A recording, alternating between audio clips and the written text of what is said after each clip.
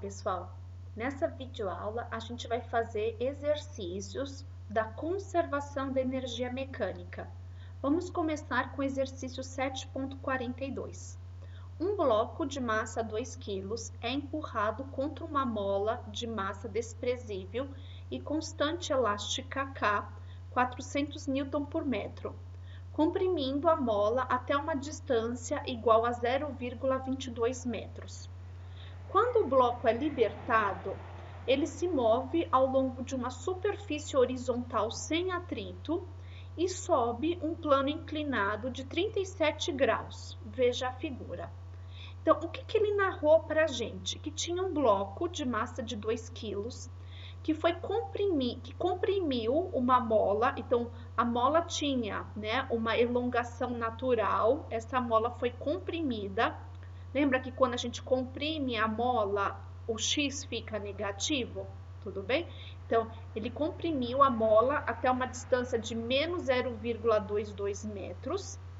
E daí o bloco vai ser libertado. Percebe que ele fala que o bloco é libertado? Quando o exercício fala isso, a gente assume que a velocidade inicial é 0. O bloco vai ser libertado, então ele sai do repouso. E ele vai primeiro andar sobre uma superfície horizontal, sem atrito, e depois ele vai subir um plano inclinado, cuja inclinação é de 37 graus. Aqui estão os dados do enunciados numéricos. O que ele quer que a gente calcula? Vamos ler o enunciado por inteiro e a gente discute. Letra A. Qual a velocidade do bloco enquanto ele desliza ao longo da superfície horizontal depois de abandonar a mola? Então, é assim, gente, o que dá a entender essa letra A? O bloco, ele está encostado na mola, a mola não está amarrada a ele, grudada nele. Então, quando o bloco comprime a mola, até onde que ela vai ser estendida do outro lado? Se ela foi comprimida de menos 0,22 metros, é porque ela vai se distender de mais 0,22 metros. Tudo bem? É simétrico o movimento. Depois disso, a mola vai tentar voltar para sua elongação natural. Contudo, o bloco vai continuar o movimento sozinho até chegar no ponto 3. Então, tem um ponto 2, então eu estou chamando o ponto 1 de ponto inicial.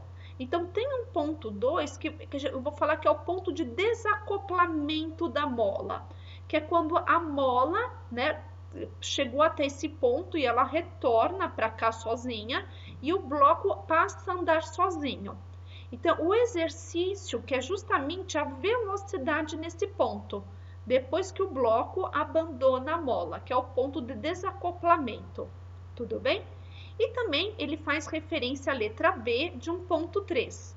Então, o que ele pergunta? Qual é a distância máxima que o bloco atinge ao subir o plano inclinado até parar, antes de voltar para a base do plano? Então, ele quer que a gente calcule qual que é a distância que esse bloco anda até parar. Então, eu sei que a velocidade no ponto 3 é nula. Tudo bem? Percebe, pessoal, que tem algumas informações que a gente vai tirando da leitura do enunciado. Então, é importante a gente fazer isso pausadamente e sempre compreendendo o significado das palavras que me foram passadas. Tudo bem? Vamos começar com a letra A, Então, a gente vai começar achando a velocidade aqui nesse ponto 2. Nota, gente, que eu até grifei aqui, ele falou que tudo era sem atrito. Se é sem atrito, é porque eu tenho a conservação da energia mecânica. Então, eu vou falar que a energia mecânica no ponto 1 vai ser igual à energia mecânica no ponto 2, porque ninguém rouba essa energia, então ela se iguala. Eu vou ser muito sincera, eu vou fazer um detalhamento aqui, mas esse detalhamento eu só vou fazer nesse exercício. Nos próximos, isso a gente vai fazer de cabeça, tudo bem? Para quem não teve isso no ensino médio, quando ele fala assim, qual que é a energia mecânica? A energia mecânica é a soma da energia cinética mais a energia potencial. Só que nota que aqui na física 1, a gente tem dois tipos de energia potencial, né? A gente tem energia. Então, a energia mecânica é a soma da energia cinética mais energia potencial. E a gente aqui na física 1 tem dois tipos de energia potencial. Tem energia potencial gravitacional e tem energia potencial elástica. Tudo bem? Então, esses três tipos de energia podem ou não existir de acordo com o meu enunciado. Então, eu estou colocando os três casos possíveis para o ponto inicial e os três casos possíveis para o meu ponto final. Tudo bem?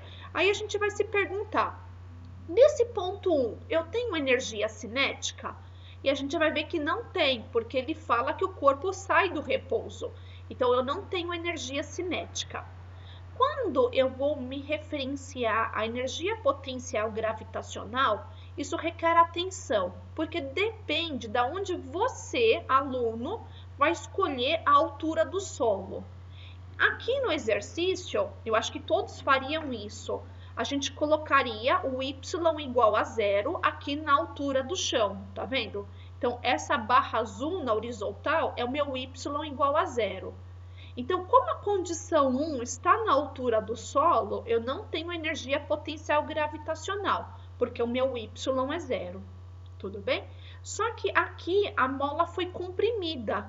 Então, se ela foi comprimida, eu tenho energia elástica. Tudo bem? Então, isso aqui é análise do ponto 1. Vamos fazer análise do ponto 2? No ponto 2, eu tenho energia cinética? Pessoal, tem que ter, né? Porque eu tenho que achar a velocidade. E tá vendo que é pela fórmula da energia cinética que eu calculo a velocidade? Né? Então, esse bloco ele vai passar por aqui com uma certa velocidade para chegar até o ponto 3. Tudo bem? Nesse ponto 2, o meu bloco também está na altura do solo. Então, o y é igual a 0. E se o y for igual a 0, a energia potencial gravitacional no ponto 2 é nula. E nesse ponto 2, nota que já teve o desacoplamento da mola. Então, o bloquinho não está mais encostado na mola, ele já está andando sozinho. Então, eu não tenho mais energia elástica. Tudo bem? Então, o que sobrou? Do ponto 1, sobrou a energia potencial elástica e do ponto 2, sobrou a energia cinética. E aí eu vou pegar as fórmulas aqui em cima. Eu sei que energia potencial elástica é kx² sobre 2 e energia cinética mv² sobre 2, só que para o ponto 1 e para o ponto 2. Tudo bem? E aí, basicamente, é substituir os dados do enunciado. O K, ele falou que era 400, o X era menos 0,22, porque a mola foi comprimida, isso ao quadrado dividido por 2. A massa do corpo é de 2 quilos, o V2 ao quadrado dividido por 2. Quando você acerta essa conta na calculadora, não esquece de tirar a raiz quadrada da velocidade, a gente chega no resultado de 3,11 metros por segundo. Isso é a letra A. E na letra B, ele quer a distância percorrida pelo bloco até chegar no ponto 3. Quero fazer uma provocação aqui para vocês, né? Aqui na minha resolução, eu vou estar comparando o ponto 1 com o ponto 3. Tudo bem? A energia mecânica do ponto 1 com a energia mecânica do ponto 3. Note que o exercício inteiro é sem atrito. Tudo bem? Então, eu comparei o ponto 1 com o ponto 3 e minha provocação é, eu poderia comparar o ponto 2 com o ponto 3? E eu espero que você tenha respondido que sim, porque como é tudo sem atrito, né? A energia no ponto 1 total é igual à energia mecânica total no ponto 2, que é igual à energia mecânica no ponto 3. Agora, por que eu, Mariana, eu prefiro usar o do ponto 1 e a do ponto 3? Porque os dados do ponto 1 são os dados brutos do enunciado. Se eu usasse, não tem problema você comparar o ponto 2 com o ponto 3. Mas e se você errou em conta aqui? Você vai propagar erros. Então, quando você vê que é um exercício conservativo, tenta sempre comparar o ponto da pergunta com os dados brutos de entrada. Tudo bem? É por isso que eu estou usando o ponto 1 e o ponto 3. Vamos ver aqui, ó, gente, a energia mecânica do ponto 1, a gente já fez o raciocínio aqui, ó. A gente já viu que só tinha sobrado kx² sobre 2. Acho que não precisa fazer de novo. Vamos fazer de cabeça o ponto 3? Vocês vão me ajudando a responder aí de cabeça. Nesse ponto 3, eu tenho energia cinética? E a gente vai ver que não. Por quê? Porque a velocidade é nula. Nesse ponto 3, o meu bloco está acoplado à mola? Não, né, pessoal? A mola já ficou para trás faz tempo, então também não tem energia potencial elástica. Então, a única energia que eu tenho é de altura. Você vê que esse bloco está a uma altura y do solo, né? Então, a minha fórmula da energia potencial gravitacional que eu tenho é o mgy. E daí, quando eu substituo os dados do enunciado, a única incógnita livre é o y, e eu chego que o y é 0,48 metros.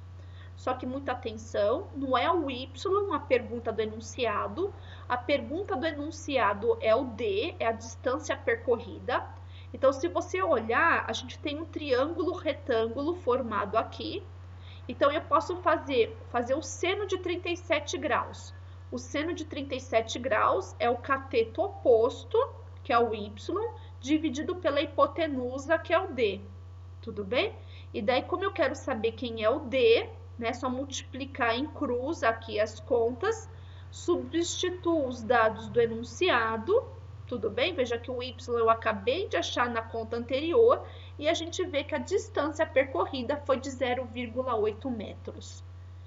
Esse daqui é um primeiro exercício. Vamos fazer mais um de aplicação da conservação da energia mecânica. Então, o que fica aqui de memória, né, de recordação? Você tem que ver no enunciado se ele fala se é com ou sem atrito, para ver se você pode aplicar ou não o caso da conservação da energia mecânica. No próximo slide, ele fala aqui no exercício 7.46, fazendo uma volta completa, um loop de loop. Um carro em um parque de diversões se desloca sem atrito ao longo de um trilho indicado na figura 7.32. Ele parte do repouso no ponto A, situado a uma altura h acima da base do círculo. Então, o ponto A está aqui, ó, na figura.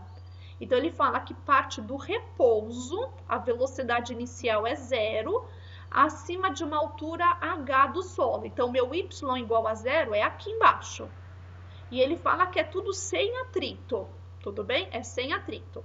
Considere o carro como uma partícula. Letra A. Qual é o menor valor de h em função de r para que o carro atinja o topo do círculo, ponto B, sem cair? Então, ele vai querer que a gente calcula qual que é essa altura h para que o carrinho, tudo bem, atinja o ponto B. O ponto B é esse ponto mais alto aqui onde eu estou com o cursor, sem cair. E aí, pessoal, lembra quando a gente começou força centrípeta? Que eu falei para vocês que a gente colocava força centrípeta antes do conceito de energia mecânica, porque a gente vai utilizar as fórmulas do movimento circular uniforme dentro dos exercícios de mecânica, de energia, tudo bem? Então, é o caso agora. Então, a primeira coisa, como ele falou que é tudo sem atrito, eu vou falar que a energia mecânica no ponto A, que eu vou chamar de ponto 1, vai ser igual a energia mecânica no ponto B, que eu estou chamando de ponto 2, tudo bem? Vamos fazer as perguntas? Nesse ponto inicial, eu tenho energia cinética? A gente sabe que não, porque ele próprio fala que parte do repouso. Aqui, tem algum elástico? Tem alguma mola nesse exercício? Gente, não tem nenhuma mola, não tem nenhum elástico o exercício inteiro. Então, o exercício inteiro não vai ter kx² sobre 2. E nesse ponto inicial, eu estou a uma certa altura do solo, né? Então, a única energia que eu vou ter é a energia potencial gravitacional, que é o mgy, que aqui eu vou chamar de mgh, porque ele me forçou a chamar de h, que é incógnita. Tudo bem? No ponto 2, que é o ponto B, é o ponto mais alto da trajetória, Pessoal, nesse ponto 2, eu tenho energia cinética? E assim, se a gente for pensar na lógica do brinquedo, tem que ter, porque o carrinho, ele termina o movimento. Então, ele passa pelo ponto B com velocidade. Então, se eu tenho velocidade no ponto B, é mvb ao quadrado sobre 2, que é a fórmula da energia cinética. De novo, não tem nenhuma mola nesse exercício, não tem kx ao quadrado sobre 2. E aí é uma das pegadinhas da questão. Vocês percebem que o ponto B, ele está longe do solo, que é aqui embaixo. Então, eu tenho que usar o MGY. Ele tem energia potencial gravitacional. Só que quem que é o Y? E será que todos vocês perceberiam que a altura do ponto B é o diâmetro da circunferência? Vou repetir. A altura do ponto B é o diâmetro da circunferência. E o diâmetro é 2 vezes o raio. Então, eu tenho um raio aqui, eu tenho um outro raio aqui. Então, o Y é 2 vezes o raio, que é o diâmetro. Tudo bem? Se a gente for ver, qual que é a pergunta da questão? Ele quer saber o valor de H. Então, perceba, como eu tenho a massa nos 3 termos, a massa pode cancelar. E aí, eu deixei o H, a altura sozinha, do lado esquerdo, e eu passei o G dividindo no primeiro termo, e eu passei o G dividindo no segundo termo. É que no segundo termo, o G vai cancelar, porque eu tenho o G de cima com o G que passou aqui dividindo, então no segundo termo só sobra o 2R. E aí, eu tenho que... Gente, é um exercício conceitual. Contudo, ele fala aqui no enunciado que ele quer a resposta em função do raio. Então, não tem problema esse segundo termo. Esse segundo termo já está em função do raio. O problema é o primeiro termo. Eu tenho que reescrever essa grandeza aqui. Só que eu não tenho a velocidade no ponto B. Eu não sei. Pode procurar. Ele não te falou nada. Então, aí que a gente vai ter que usar os conceitos de força centrípeta. Lembra, gente? A gente está modelando o ponto B, que é o ponto mais alto. E nota que nesse ponto mais alto, o carrinho passa de ponta cabeça. Percebe? É só imaginar o desenho. O carrinho passa de ponta cabeça. Se nós fizermos o diagrama de corpo livre, como que fica aqui? O peso puxa o corpo para baixo, só que o chão, né, tá no teto agora, então o chão vai empurrar o corpo para baixo.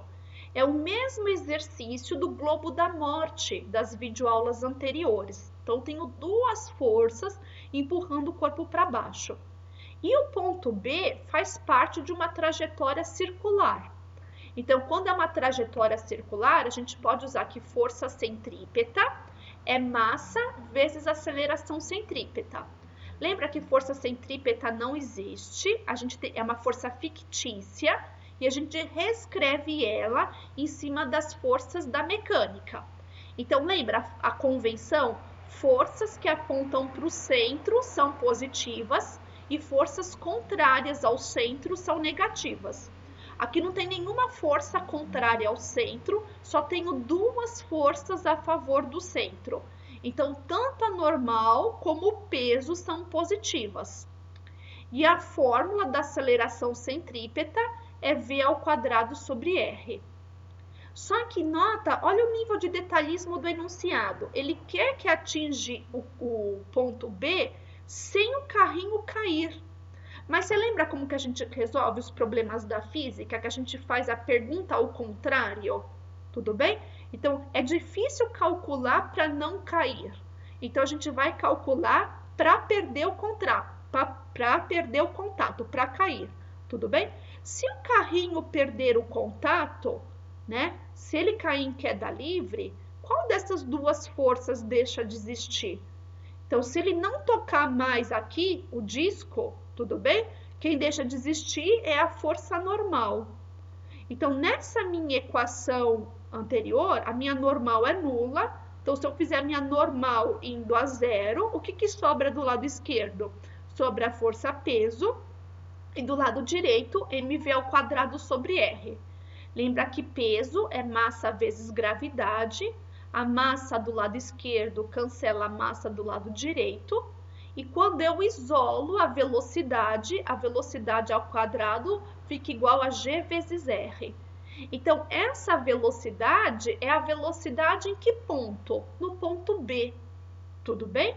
Então, aí sim, então, já que é a velocidade no ponto B, aonde ela estiver aqui na equação anterior, eu vou reescrever o g vezes o r, percebe?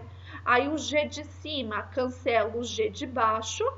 Então, quem que sobrou aqui para o h? O h ficou r dividido por 2, mais 2r, que dá 2,5 de r. E daí eu reescrevi o meu h em função do raio, assim como o enunciado pedia. Então, gente, essa daqui é a altura mínima para não perder o contato. Se eu ficar abaixo desse valor, o meu carrinho perde o contato com o ponto B. Se eu ficar no mínimo com esse valor para cima, o meu carrinho passa sem perder o contato. Tudo bem? Por isso que ele pergunta qual é o menor valor de H. Então, esse aqui é o valor mínimo. Essa era a letra A da questão. Ainda tem a letra B da questão que eu vou colocar no próximo slide. Vamos lá. Na letra B, é uma pergunta um pouco maior. Cadê? Começa aqui, ó. Se H é 3,5 de R, então aqui tem os novos dados da questão. Se H é 3,5 de R e R igual a 20 metros, calcule a velocidade, o componente radial da aceleração e o componente tangencial da aceleração dos passageiros quando o carro está no ponto C, que está na extremidade de um diâmetro horizontal. Use um diagrama aproximadamente em escala para mostrar esses componentes da aceleração. Pessoal, eu li um pouco rápido aqui, mas ele está perguntando tudo em relação ao ponto C, que é esse ponto aqui, no canto esquerdo aqui desse aro, tudo bem? E ele fez 3 perguntas, você percebeu?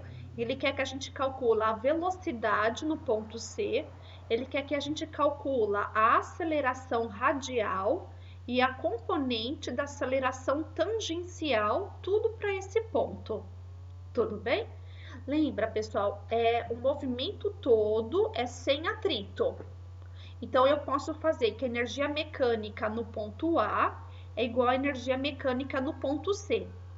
A gente já conversou do item anterior que no ponto A altura é mgh, né? Lembra, saiu do repouso, não tinha energia cinética, aqui não tem mola nenhuma, então a única energia que eu tenho é de altura, então a energia potencial gravitacional, que é o mgh.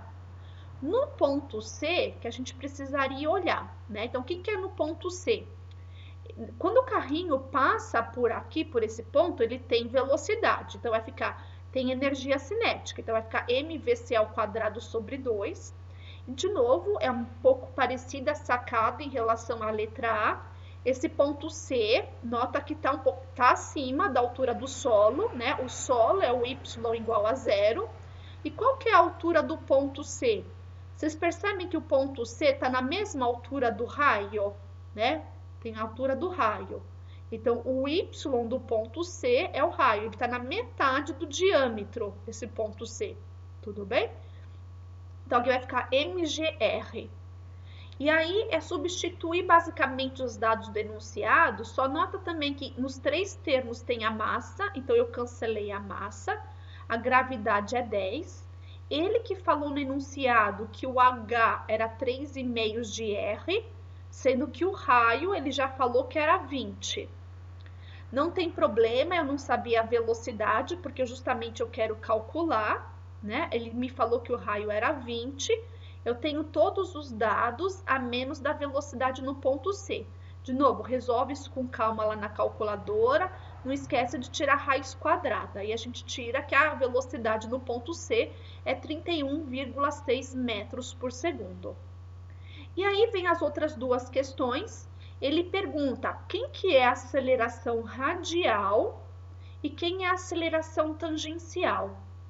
Pessoal, a aceleração radial é aquela que aponta na direção do raio. E você percebe que já é uma velha nossa conhecida? Qual que é a aceleração que aponta na direção do centro? Que aponta na direção do raio? Você lembra da aceleração centrípeta? Tudo bem?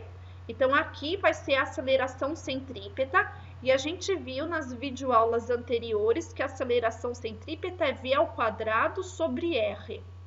Então, a gente acabou de calcular a velocidade no ponto C, que é 31,6 ao quadrado, o raio é 20. Quando eu termino essa conta, eu tenho que a aceleração radial é 50 metros por segundo ao quadrado, que é a aceleração centrípeta. E ele pergunta quem que é a aceleração tangencial, só que aqui é uma pegadinha, na verdade, porque qual que é a única aceleração que sempre atua em direção ao solo, que sempre aponta para baixo? E a aceleração tangencial, que sempre aponta para baixo, que puxa o corpo nessa direção, é a gravidade, e a aceleração da gravidade é 10 metros por segundo ao quadrado. Espero que esses dois exercícios tenham sido suficientes para vocês começarem a relembrar os conceitos da conservação da energia mecânica. Se ficou alguma dúvida, coloca lá no fórum ou nas aulas Webex. A próxima videoaula vai ser exercícios onde não tem a conservação da energia mecânica. E eu acho que o próximo vídeo é novidade para todos os alunos, não importa qual colegial você tenha feito. Então assista ele, por favor. Obrigada.